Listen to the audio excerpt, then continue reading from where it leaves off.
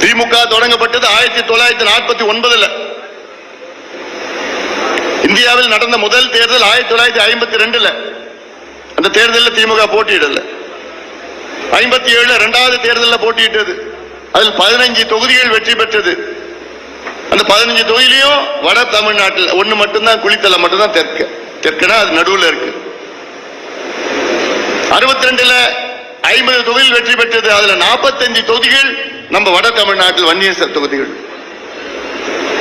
67 ஆட்சிக்கு வருகிறார்கள், 138 தொகுதிகள் வருகிறார்கள். அதில் 92 95 தொகுதிகள் நம்ம வன்னியர் தொகுதிகள். இந்த சமுதாயத்தில் தான் ஆட்சிக்கு வந்த திமுக வந்தவுடன் ஒரு வன்னியர் கூட அமைச்சர் கொடுக்கல.